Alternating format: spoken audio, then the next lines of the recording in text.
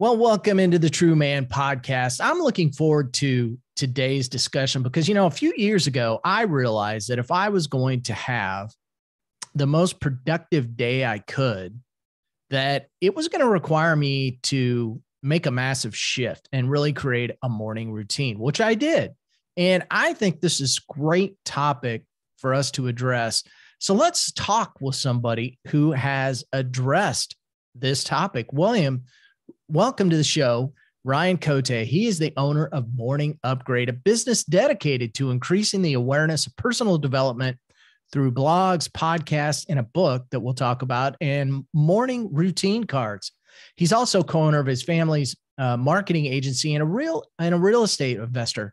Ryan lives in New Jersey with his wife and 3 daughters. And today we're going to dive into the idea of creating a morning routine. So welcome to the True Man podcast, Ryan. Hey, Mike, I'm really excited to be here. Cool. We're glad to have you. I love talking about this topic. So Ryan, like a lot of business owners and entrepreneurs, we sometimes come to the realization that time, among many things, can be our biggest enemy. But if we don't figure out how to rein that in, so to speak, things can become a challenge. So getting your day off to a good start can be a key to that. How did you stumble on this idea of a morning routine? Well, I have to give credit where credit's due. It really started with the book Miracle Morning by Hal Elrod. Mm-hmm. Came across that book in 2017 and was going through some challenges personally and professionally, and just decided to dive into personal growth. And I found that book. And since then, I've kind of adapted the routine to my own needs. I've got a product that, they're morning routine cards that I follow. That's my own specific routine, but it did start with Miracle Morning, just to give credit where credit's due. No, that's cool. And, I encourage people to check out Hal Elrod's stuff. He's got a very powerful story. I think his information is pretty incredible. So tell everybody, we all go through challenges from time to time. So you're going through a personal challenge, and you really decide to take ownership over it, more or less. So yeah, oh, sorry, go ahead. No, I was just going to say, so what was going on, in your life, if you don't mind sharing, that you decide, hey, I've got to shift, right? This is always a big thing for guys. We talk about it, a lot on the show, that comeback story, that pivot point that you make. What was it? Yeah, it was the main thing was in the business for Valentine, the marketing agency. We were losing a lot of clients, like rapid fire, big ones too. And so obviously knew there was a problem. I also was just starting to doubt myself too, Mm-hmm. and I didn't think that's natural. I think I've always had slight self-esteem issues. I'm confident overall, but just I've had moments in my life where I just doubted myself. And, this situation, like losing all those clients, rapid fire, like major clients, it just made me take a step back and be like, what's going on? I knew there was things in the business that we needed to fix, which we addressed, but like, it's a work in progress. You're always trying to make things better. Right. Never ending. And, but then I knew I had to address myself too, because I need to show up better, obviously. I need to just become a better leader the best I can. And so I knew it had to be an investment in myself, an investment in personal growth. So I started the morning routine. I stopped eating red meat. Don't ask me why. It just I watched a documentary. It freaked me out at the same time I was going through this. I was like, you know what? I don't need to eat red meat. I don't really enjoy it that much. Yeah. So I cut out the red meat. I still eat like chicken and fish, but I joined a boxing club. Not like a Mike Tyson type of thing, more like heavy back workouts with mitt workouts, but it still pushed me out of my comfort zone because I was, it's a workout where you're in a circle with other boxers doing like mitt work with the trainer. And so everyone's staring at you and you're trying to do the combinations. And it was just different than what I was used to. So I really just doubled down on the personal growth, the books I was reading, the morning routine, and just slowly started to feel better and made changes in the business. And it wasn't overnight. Obviously it wasn't a flip of the switch, but it got better. So how did you take what you were learning about the morning routine and really incorporate it into your own routine? Yeah, so that's a good question, because I think I think it's like anything in life where you practice it enough and then eventually you make it your own. I was thinking about this the other day because I did the Miracle Morning and I was playing around with different strategies like meditation, gratitude practice, etc. And then I had enough practice where I started just crafting. Well, let me take a step back. What I wanted, my routine was like hour and a half, and it was becoming too much. It was just too much friction. I needed something that was more. Yeah. I could fit it more into my routine without it becoming like a major struggle. And so I crafted like a 20 to 30 minute routine. And that was just based on my years of experience of doing it. At this point, I've been like 4 or 5 years. And so I knew what I liked. I knew what I got a lot out of. I knew what I would look forward to. But I think it's like anything. You need to do it enough until you can form those thoughts. And so for me, it was just putting in the reps and then literally paper to pen journaling. If I wanted to create a 20 to 30 minute routine that I never have an excuse not to do, what would that look like? And that's what I did. So is that, I mean, I did this personally. So I wrote it down from the time that I get up in the morning and, based on the day, and I've got time increments of everything that I'm doing in the morning to keep me on track. Is that similar to what you did? Oh, I'm not. No, I've got my. Oh my gosh, I'm anal. That's what he's saying. All right. No, I mean, so I have my 20 to 30 minute routine. It's setting the priority for the day. What am I grateful for? What's my biggest win from yesterday? Who am I going to reach out to today? There's some journaling, some exercise, some meditation, and some reading. And that's how I start my first 20 to 30 minutes of the morning. After that, the kids, making lunches, getting them to school, coming back and working. But my 30-minute block for my morning routine is like my non-negotiable. And when I get up, I just grab water, go to my desk, my office where I'm sitting right here. Used to be my kids' playroom, but now it's my office. Thank you, COVID. And Yeah. and that's what I do. Yeah. COVID makes all kinds of household adjustments. That's why nobody can find a contractor, right? Everybody's building a home office. That's part of the problem. So, no, listen, now, how long have you been doing the morning, your particular morning routine?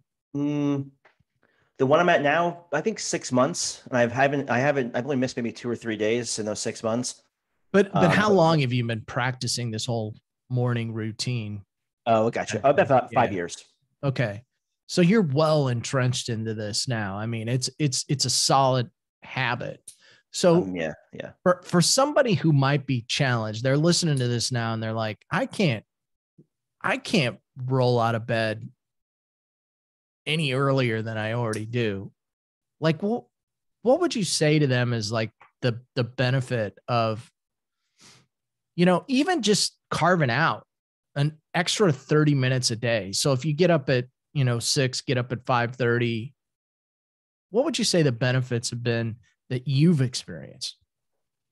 Well, I wanted to address the first part that you said. I mean, we all have the same 24 hours in a day. So it really comes down to your priorities. Like the morning routine became a serious priority for me because I had an urgency behind it. So it's all about your priorities and the decisions that you make. You're telling what you're saying, what your priorities are by the decisions that you're making. So if you're going to snooze, and not to judge, but just saying like, that's reality. Because before I was doing the morning routine, that was me. I had no urgency behind getting up earlier to invest in myself. I would hit the snooze button, but then I was going through those issues, and I was like, I need to create something that's going to help me. And then I had the urgency, and then it was a priority, and then I made the decision to do it. But if you're thinking about it, yeah, I mean, like really, it comes down to the best investment you can make is in yourself. And so, and for me, like the pillar habit is the morning routine because it checks off a lot of boxes between like mindset and exercise and all that. And so it makes sense. Like if you think about it logically, compare two scenarios. You don't want to get out of bed and you snooze 2 or 3 times, which is like the worst thing you can do for your mindset because you're basically telling yourself that you do not want to do this. Or you get up 30 minutes early and you invest in yourself, you exercise, you do gratitude practice, meditate, etc. Like logically speaking, like the morning routine, you would think after a while you're going to feel differently about yourself. And I think that's what it comes down to, because if you're the type of person that gets up earlier than you need to invest in yourself, however that looks like for you, you're probably the person that exercises later in the day or eats well or goes the extra mile in their career or whatever the scenario looks like for you. And so I think it's really about shifting your identity. Yeah, I would agree with that. And I would encourage people that you can have a morning routine really at any point to some degree in the morning. It's good to do it first thing. But where I'm going with this is, and I don't know if you did this, I've done this. Sometimes it's good to diagnose what's going on throughout your day. So, for example, what's amazing to me is how somebody will carve, let's just say 30, let's use 30 minutes as a round number here. Okay. How they'll carve out 30 minutes to waste time on social media and then say, well, I don't have time during the day to do that. Like, what would happen if you carve that out and put that 30 minutes on the front end of your day? So I always encourage people to like, take a look at your day. I bet you have 30 minutes in there someplace. Is that kind of how you go about it as well? Yeah, I try to be aware of how I'm using my time for sure. Cause you're right. Like wasting time on Netflix. I mean, I think you have to have some downtime to relax. I personally like Netflix and stuff. And so I will sometimes watch Netflix with my wife, or maybe I'm answering emails on my laptop and I have Netflix kind of playing. So I'm kind of watching, but not really. But I think, yeah, you have to be clear in how you're using your time, because those decisions compounded over time give you the result of your life, And so I think you need to be super conscious of that. I mean, social media to me, I can't, I mean, I can go on a rant right now, but it's like it's one of my businesses, but in terms of just what it does to your brain, I just can't stand it. And so, for me, I have to be aware of, like, I love watching movies. And so I'm aware of that. And so I have to, like, not that I like to relax too, but like for me, I could literally watch a movie every single night if I let myself. So I have to be aware of what the kryptonite, I guess, Superman, like the kryptonite is, But you do have to have some downtime. I mean, that is critical. I often talk about it in terms of like building margin into your life. How are you, building in that downtime?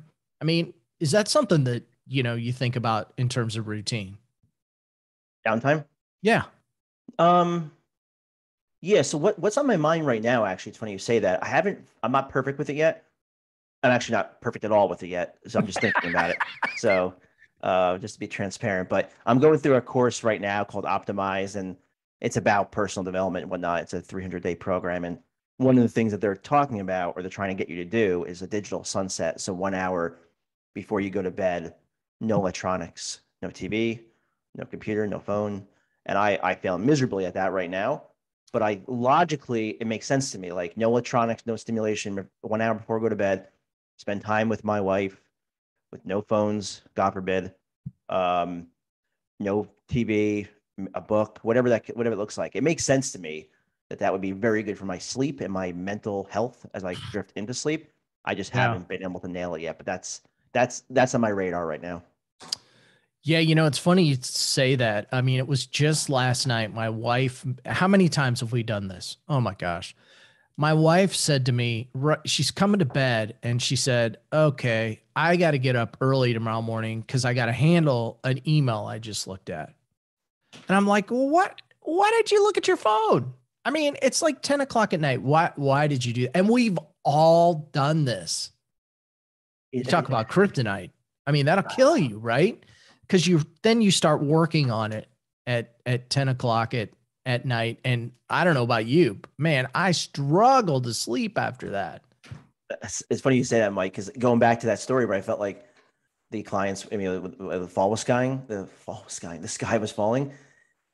I checked my email. One of the clients, I checked my email right before I went to bed, and one of our biggest clients was leaving. And I was like, why did I look at that email right before I went to bed? Yeah. And then I literally didn't sleep that night. And so, yeah, it's like it's so obvious, but it's hard to do. Yeah, but the rollover effect of that, right, is that if you have yourself engaged in a solid morning routine, if you're not, really settling yourself down at night to sleep well, then it interferes with it's a snowball effect, right? It's like, it's so easy when that alarm clock goes off to say, you know what, I'm just going to pass this morning. It is. That's what I've experienced. No, it is. You're absolutely right. Like I track my sleep on the Whoop app, amongst other things. Mm. And man, when I'm in the red, which is like not good, and when I wake up in the green, I'm a different person. Green, I feel like I can conquer the day. Red, I'm like, oh boy, tomorrow, please come soon, you know? Well, and so when you get out of your morning, let's say you have one of those mornings and you like just totally whiff on your routine. Now that you've created this good habit, like what happens? I know what happens to me, but I'm just kind of curious if I may be the lone wolf. I don't know. It never happens. I'm perfect all the time. Oh, come on. Um, well, I mean, during COVID, it happened. At the start of COVID, I let myself slip out of my morning routine. Um, Starting to grow a beard, which Yes. for this face does not work very well. I look like I'm like a lunatic. It just doesn't come in full. I started eating, uh, not as healthy, put on a Yep. little bit of weight, 5, 10 pounds, whatever it was. I think it's a pretty common story, but Yep. for COVID. But yeah, I happened to me. Like one day I just snapped myself out. I'm like, what are you doing? And so like the way to snap out of those things is to start, and so like next day I got my morning routine. I don't remember, it was a couple of years ago. I don't remember how long it took me to get into the routine, but like I just next day I was like, I just got to get back to my morning routine. So when you're in those funks, for me, I just try to get it right. Like, okay, maybe I failed today, but I'm not going to fail tomorrow. And then that takes the discipline to actually do it and then create that momentum. And so that's why I try to start small. I try to start small. Like if I'm feeling kind of crappy in the day, I'll, instead of a hard workout, I'll go for a walk or something like that. That just at least checks the box off of exercise, but it's a little bit more straightforward for me, like a simple walk, listening to Audible or something like that. Just Yeah. start small. Yeah. It's interesting that you would say that because I think COVID was, an initiator for a lot of people. I had a pretty solid morning routine going as well. But all of a sudden, when everybody's at home, every day felt like Saturday, That's so true. and yeah, every day felt like Saturday. So every night was, as much streaming on Netflix as we could possibly get in with a bottle of wine. And it just total.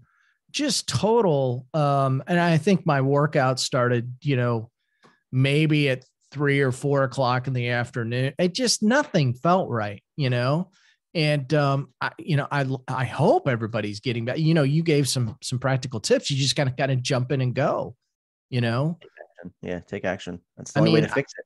yeah. I mean, I'd love to say that between the two of us, there's some kind of miracle cure we could give people to get out of that funk. But it is a matter of being in action. Yeah, I think that's for me. Like action activity, it cures a lot of things. Like if I'm ever feeling like in a funk, if I just take massive action on something, I don't know. For me, at least in terms of like me personally, I think it helps me feel better. I'm not Yeah. sure if that's wired that way, but So you're a personal development guy. I like that. So you get the morning routine going. So what do you mentioned this program that you're in, but to keep you going during the day? Because we all need things to keep us going during the day. Because there's stuff that comes at us all the time that can change your attitude really quickly if you allow it.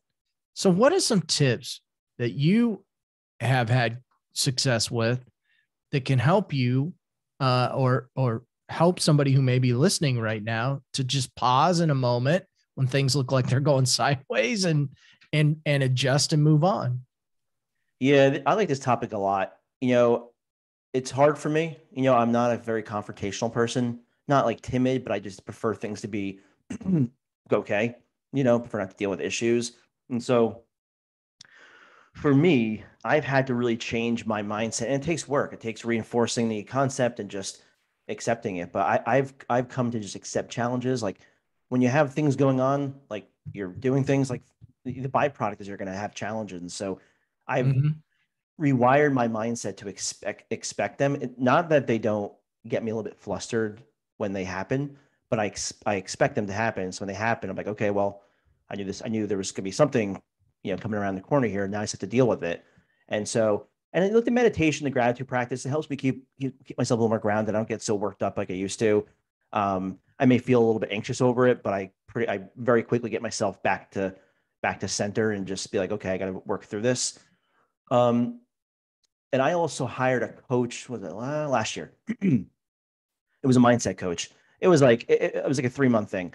And he said something interesting. It sounds kind of woo-woo, and I hate using that word woo, but I can't think of a different word to use. Yeah, So I know. Yeah.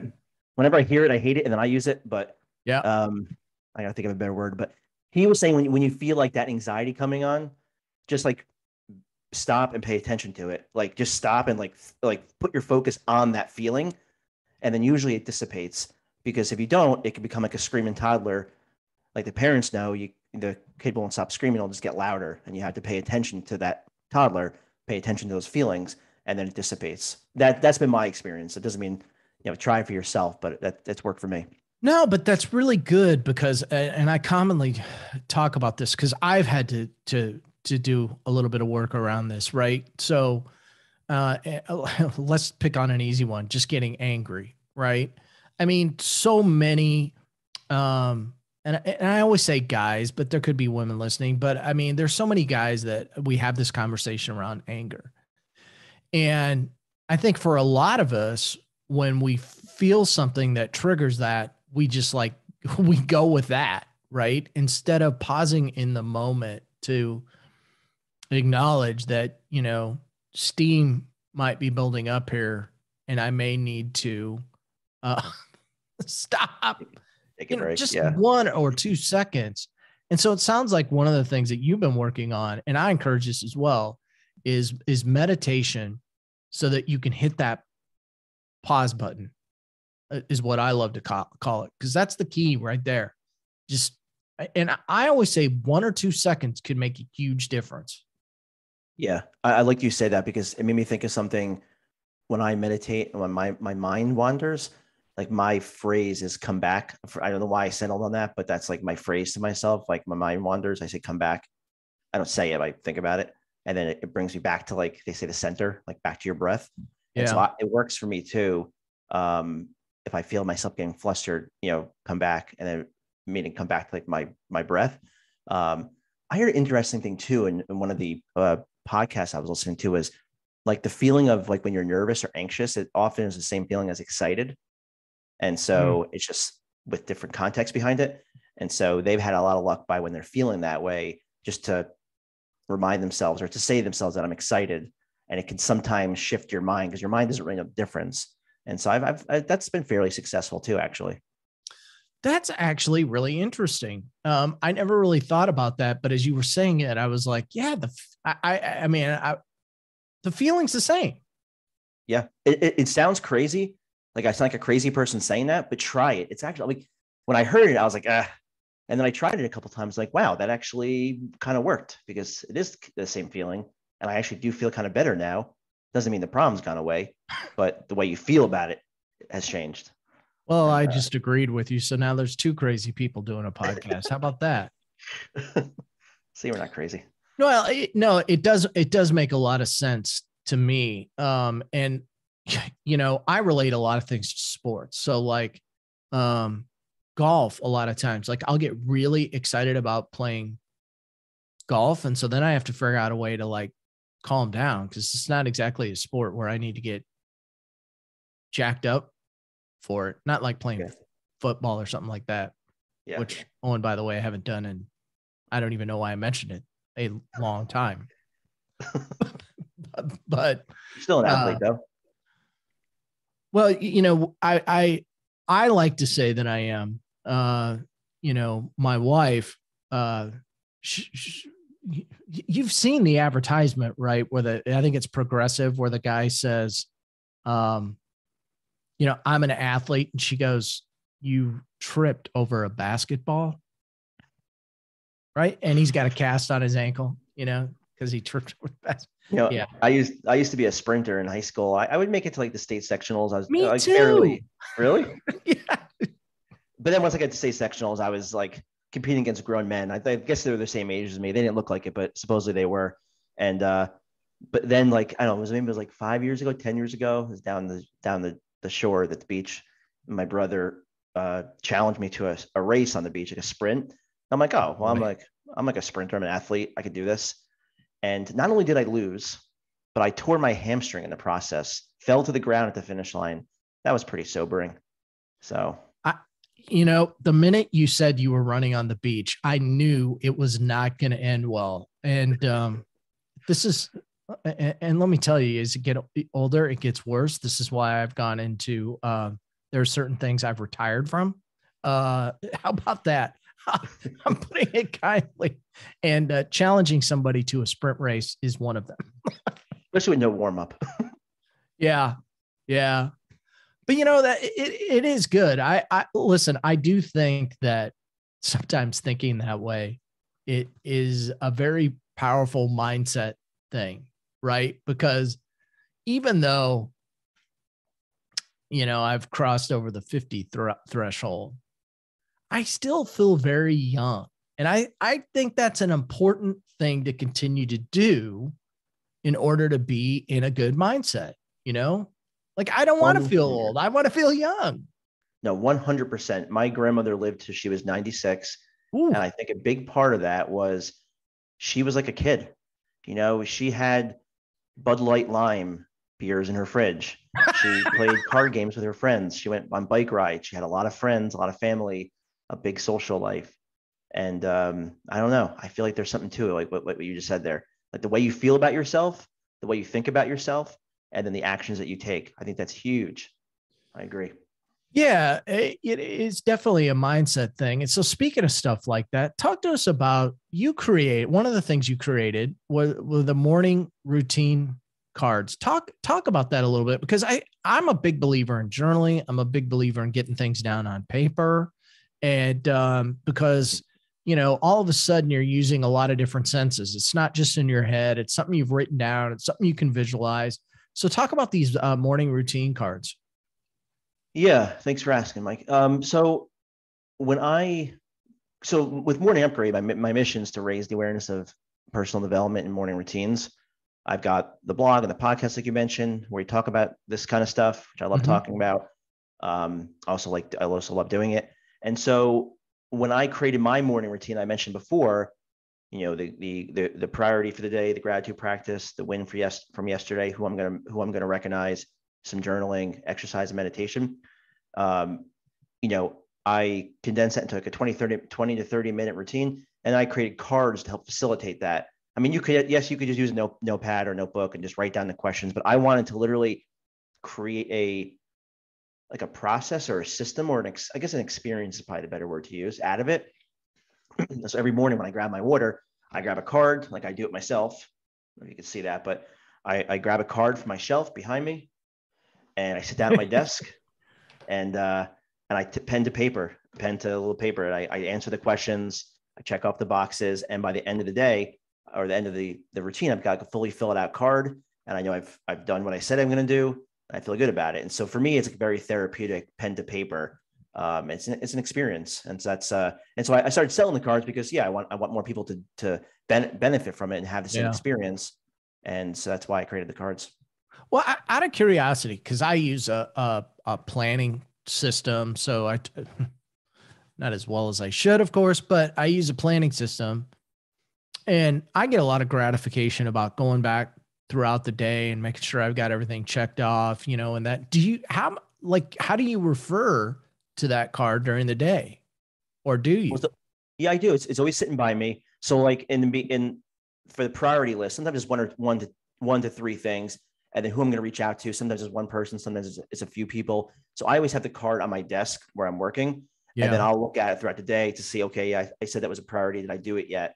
And then at the end of the night, I look at the card, both sides, make sure everything was done, remind myself what I wrote down, and then I put it behind me in a stack of completed cards. And then sometimes I'll thumb through those to see what I said 3 months ago, and it's kind of fun to do that. Yeah, and how do you feel like being able to have, because people struggle with this, right? Because to some degree it helps with your time management. So when you're using this card, you can refer back during the day. How do you feel like that keeps you on track? And again, your mental well-being, right? How does it make you feel to know, hey, yeah, I'm staying on track today. Things are going the way that I, had planned on. Yeah, I think for me, like it's keeping my word to myself, that I said I'm going to do these things and I did it, and it helps me feel productive. And then I don't have to remember. Like if I set my priority as these three things, I don't have to think about it. I could just look at the card and then check it off, and so I don't have to keep it up here. It's on the card. So to me, it comes down to feeling productive, doing what I said I was going to do. Those two things, it helps me feel better. That's what keeps me going. Like, and you think about it, okay, on a day-to-day basis, that might not seem like a big deal, but you do that every day, month after month, year after year, and that's where it gets interesting. That's where the whole compound effect comes in. If you ever read that book by Darren Hardy, Yeah. small things executed daily, compound over time into results. It's a real thing. Well, it is a real thing. And people that are successful know that, I mean, you mentioned this earlier, we all have the same amount of time during the day. Or as I like to say, do we? Because it all comes down to, you know, not a lot of times just not wasting time and staying focused on those one or two, maybe three things that you can get done in a day to be successful.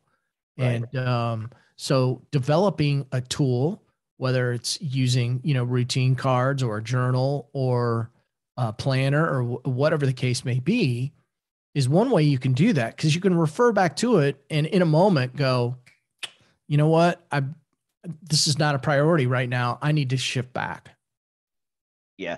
I think journals doesn't need to be my cards, but just a journal in general. I think they're huge. It creates a framework and experience out of keeping yourself organized. And the pen to paper, I think it's because your brain, Yeah.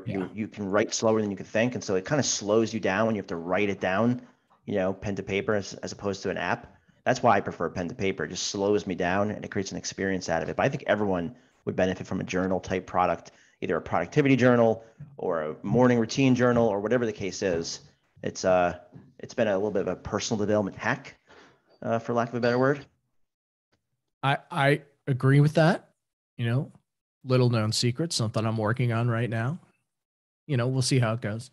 I'm a big journal guy because I really feel like, to your 100% what you said, you got to get it down on paper. And, it's that old saying of just stop and smell the roses. It slows you down to smell the roses so that you can get down on paper what you need to get down in order to be successful. And I'm just a huge believer in that. So Ryan, as we begin to close out today, is there a little golden nugget out there that you might want to leave everybody with that we may not have touched on? Can I give you two? Absolutely. Okay. And hopefully you can't hear my kids. My kids are home right now, and I have the on-air sign at my door, but they just came in a few minutes ago and just staring at me as I was talking to you. And I'm like, the on-air sign is on the door. And now they're fighting, You but know I don't think what? you We can hear love them. those sweet interruptions on the show. So They're literally like sitting in my office staring at me as I'm talking to you. They're not now, but if you rewind like 20 minutes ago, you could probably see me my like. dad is a true professional. Yeah, they're proud of you. That's what it is. So going so going back to no, they needed something, but yeah, maybe that's it too. Money. um, what was I going to say? Okay, so two things. I'm a big fan of reading. And that's like no secret, but trying to create a habit out of 5, 10, like even 3 pages a day. It's a very, very, very effective habit. And one of the books I'm reading right now that I want to mention is called The Everyday Hero Manifesto by Robin Sharma. My morning routine, I read a chapter. His chapters are anywhere from 2 pages to 5 pages, so it's really short.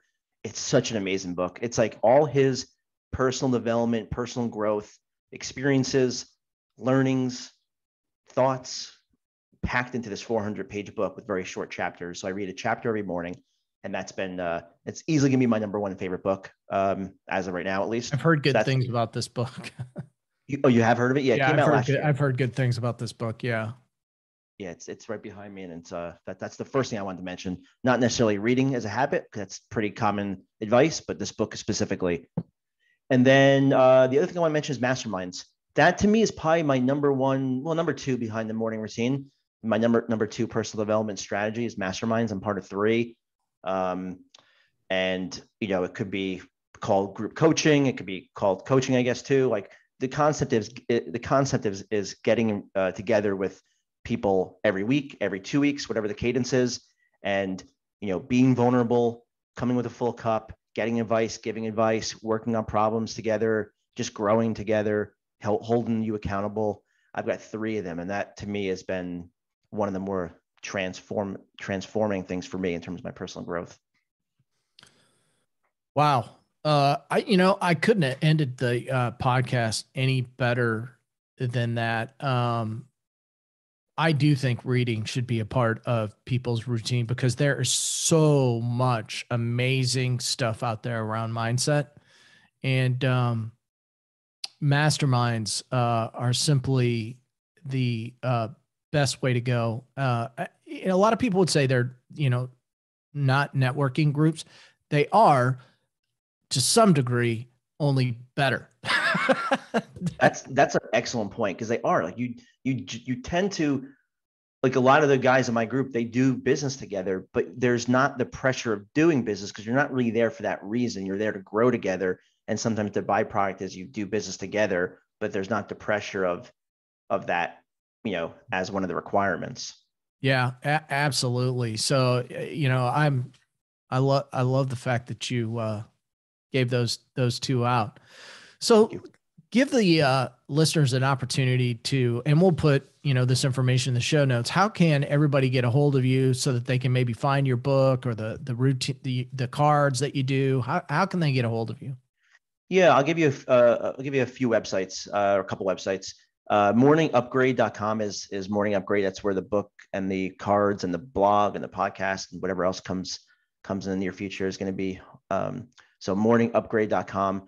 And then in terms of my businesses, it's Ballantine.com. That's the marketing agency, direct mail and digital marketing. And then we didn't talk about this, but we also started a roofing business under Ballantine. It's called Ballantine Home Improvement. Well, so if you're in New Jersey and you need a roof, that's where to go.